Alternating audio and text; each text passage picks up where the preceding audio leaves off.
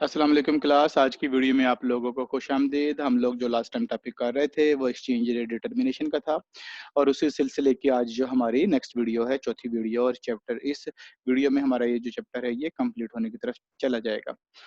Class हम लोग वो फैक्टर्स देख रहे थे जो हमारे एक्सचेंज रेट को चेंज करते हैं, एक्सचेंज रेट को स्लाइड्स अप और स्लाइड्स डाउन करने के कॉज करते हैं। तो उस फैक्टर में जो हमारा फैक्टर आज हम तीसरा करेंगे वो है हमारा इनकम लेवल का। तो ये हमारा बैलेंस पॉइंट था और उसके बाद हम लोग अपने आज वाले काम की तरफ आते हैं। हमारा आज वाला काम किधर है भाई? ये आ जाओ भाई जी। रिलेटिव इनकम लेवल ये आ गया जी। जी क्लास, ये बैलेंस पॉइंट आ गया हमारा रिलेटिव इनकम लेवल पे। जब किसी कंट्री के लोगों का इनकम लेवल बढ़ जाता है तो उसकी करेंसी जो है वो डेप्रिशिएट की तरफ चली जाती है। वो कैसे? उसमें ऐसे होता है कि देखिए, हम कहते हैं कि यूएसए के लोगों का इनकम लेवल बढ़ा और यूके के लोगों का भी बढ़ गया, लेकिन यूएसए के लोगों का ज़्यादा बढ़ा है, रिलेटिवली ज़्यादा बढ़ा है। एक तरफ 2% इंक्रीज़ हुई है यूके में और यूएसए में 3% इंक्रीज़ हुई है, तो 1% यूएसए में ज़्यादा इंक्रीज़ हुई है। तो इनकम लेवल बढ़ने का मतलब है कि उन बंदों के जब इनकम्स बढ़ेंगी तो उनके एक्सपेंस का पैटर्न जो है, बाइंग पैटर्न, वो भी बढ़ जाएगा। लोकल और फॉरेन गुड्स दोनों के लिए बढ़ जाएगा। जो इम्पोर्टेड गुड्स हैं उसके लिए भी बढ़ जाएगा। इम्पोर्ट्स ज़्यादा होंगी, फॉरेन करेंसी ज़्यादा चाहिए होगी, होम करेंसी पे प्रेशर आएगा, फॉरेन करेंसी की डिमांड बढ़ेगी। तो इस तरीके से हमारे पास ये कर्व बनेगी, डी नॉट से D1 बन जाएगी। USA demand for British goods और पाउंड स्टर्लिंग डिमांड बढ़ जाएगी इनकम लेवल बढ़ने से, यूएसए के लोगों का रिलेटिव इनकम लेवल बढ़ने से। ये बात बनती है इसमें। और सप्लाई साइड पे कोई इसका इम्पैक्ट जो है वो एक्सपेक्ट नहीं किया जा रहा। तो इस तरीके से हमारे पास नई डी नॉट से D1 आ गई और इसी तरीके से एस नॉट से S1 आ गई और नया एक्सचेंज रेट R नॉट से R1 आ गया। अब इसमें जो हमारा पॉइंट है वो ये है कि जब किसी कंट्री की लोगों का इनकम लेवल बढ़ जाए, other things remaining the same, उस कंट्री के उस कंट्री की करेंसी पे पॉजिटिव इम्पैक्ट नहीं आता, वो बल्कि स्लाइड्स डाउन की तरफ जाती है, नेगेटिव इम्पैक्ट आता है और उसकी करेंसी डेप्रिशिएट हो जाती है। तो ये हमारी इसमें बात है कि दोबारा सुन लें, जब किसी कंट्री के लोगों का रिलेटिव इनकम लेवल बढ़ जाए, other things remaining the same, उस कंट्री का जो है एक्सचेंज रेट है वो डाउन की तरफ चला जाएगा, डेप्रिशिएट हो जाएगा। तो ये तीसरा फैक्टर था। तीसरे फैक्टर के साथ हम लोग चौथे फैक्टर पे आते हैं। चौथा factor government control.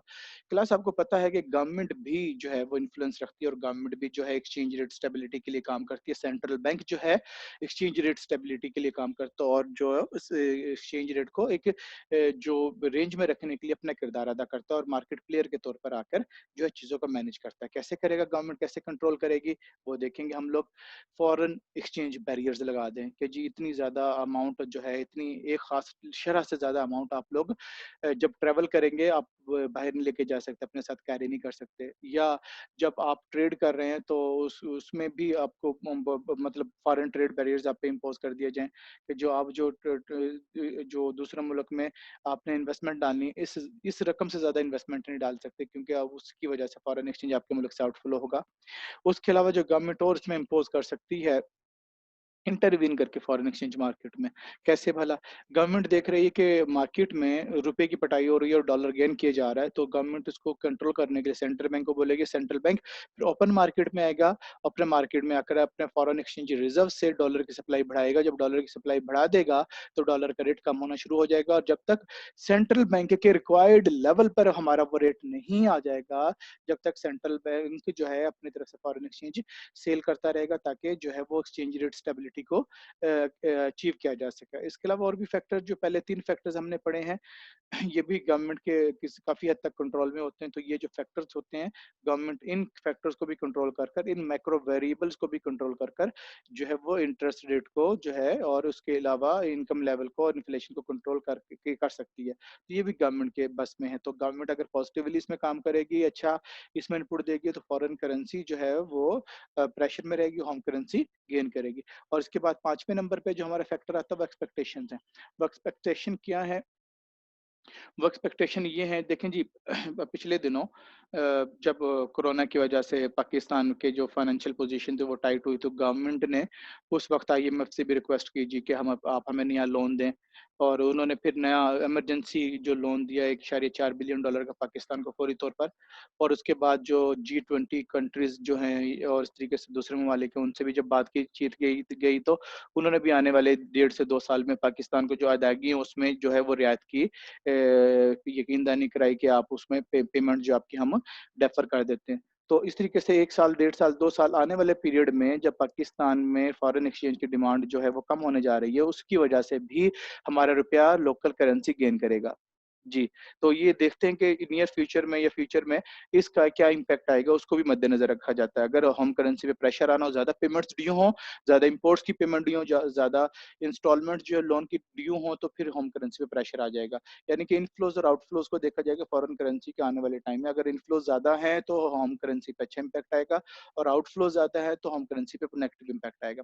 Institutional investor भी कोई पोज़ीशन लेते हैं कि इंस्टीट्यूशनल इन्वेस्टर देखते हैं जी कि पाकिस्तान के पास फॉरेन एक्सचेंज के रिज़र्व कम है, आने वाले दौर में पीरियड में पाकिस्तान की पेमेंट्स ज़्यादा होनी है, तो इस वजह से जो है वो बड़ा मुश्किल होगा और रुपया मार खाएगा। तो हम अभी से डॉलर्स को स्टोर कर लेते हैं, ₹120 पे, ₹30 पे, ₹40 पे उठा लेते हैं, कल को ये बढ़ेगा, तो जब हम बेचकर इसको प्रॉफिट कमाएँगे। तो इस तरीके से जो इंस्टीट्यूशनल इन्वेस्टर है, ये भी करेंसी पोज़ीशंस लेते हैं और स्पेकुलेटर जो है, वो भी अपनी पोज़ीशन लेते हैं, वो भी इसी तरीके से सूरत-ए-हाल को देख रहे होते हैं। आने वाले टाइम में इनफ्लोज़ और आउटफ्लोज़ को वो सूरत-ए-हाल को मद्देनज़र रखते हुए कंसीडर करते हुए वो फिर अपना एक पॉलिसी, अपना एक डिसीजन करते हैं कि जी आने वाले टाइम में ये होने जा रहा है, तो हम इस तरीके से अपनी पोजीशन ले लेते हैं और हमें इस तरीके से प्रॉफिट बनेगा। तो ये जो स्पेकुलेटर्स हैं, ये भी मार्केट में प्रीवेल करते हैं, इंस्टीट्यूशनल इन्वेस्टर जो है, ये भी फॉरेक्स मार्केट में, फॉरेन एक्सचेंज मार्केट में प्रीवेल करते हैं। तो ये दोनों तरह के जब इन्वेस्टर मार्केट में प्रीवेल करेंगे, तो ये भी उसपे डिमांड पे, सप्लाई पे फॉरेन करेंसी के इम्पैक्ट रखते हैं। अच्छा, इसमें अब देखिएगा अगर होम कंट्री के जो इकोनॉमिक इंडिकेटर्स का सिग्नल पुअर हो, तो होम करेंसी पे नेगेटिव इम्पैक्ट आएगा। जैसे बोला जाएगा जीडीपी में ग्रोथ रेट अचीव नहीं होगा, जो है इन्फ्लेशन हाई रहेगी, इंटरेस्ट रेट जो है वो भी उम्मीद की जा रही है कि हाई रहेगी। तो इस तरीके से अगर इकोनॉमिक इंडिकेटर्स जो है वो एक्सपेक्ट किए जा रहे हैं कि माइनस में होंगे, अच्छे नहीं होंगे, तो होम करेंसी पे वीकन इम्पैक्ट आएगा। उसके अलावा ये मार्केट में रूमर थी जी कि हम अपना इंटरेस्ट रेट कम करने लगे। जब इंटरेस्ट रेट कम करेंगे तो ज़ाहिर बात है कि जो हमारा एक्सचेंज रेट है वो भी सफ़र करेगा, वो नेगेटिव इम्पैक्ट आएगा। लेकिन मीनवाइल जो सेंट्रल बैंक का जो चेयरमैन है वो आकर अनाउंस करता है जी कि हम इंटरेस्ट रेट को कम नहीं करने लगे हैं। तो उससे जो है, जो पहले एक्सपेक्टेड था वो ओवरराइट हो जाएगा और हमारी करेंसी पे पॉजिटिव इम्पैक्ट आ जाएगा। उसके बाद अगर हम कुछ ना करें और दूसरी तरफ जो दूसरी जो करेंसी है हमारे लिए जो फॉरेन करेंसी बनती है, उसने अपने इंटरेस्ट रेट में कमी कर दी, तो हमारा रिलेटिव इंटरेस्ट रेट ऑटोमेटिकली बढ़ जाएगा। हम वहीं पे हैं, दूसरे ने कमी कर दी तो हमारा इंटरेस्ट रेट बढ़ गया। जब हमारा इंटरेस्ट रेट इस तरीके से बढ़ जाएगा, तो जो है हमारी करेंसी पे पॉजिटिव इम्पैक्ट आएगा। उसके अलावा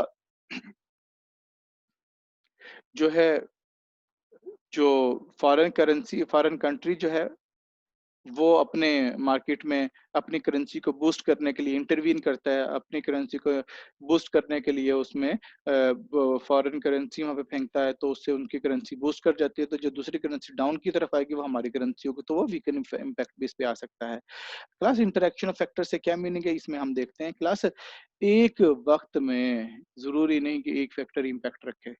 एक वक़्त में इन 5 में से एक से ज़्यादा फैक्टर भी एक बैक वक़्त इम्पैक्ट रखते हैं। फॉर एग्ज़ाम्पल एक फैक्टर ने इम्पैक्ट रखा 3% माइनस, दूसरे फैक्टर ने इम्पैक्ट रखा 5% माइनस, तो नेट रिज़ल्ट 2% प्लस में होगा। तो ज़रूरी नहीं कि एक सोलो इम्पैक्ट देखने में एक से ज़्यादा फैक्टर्स के एक वक़्त में इम्पैक्ट होकर नेट रिज़ल्ट सामने हमारे आ सकता है।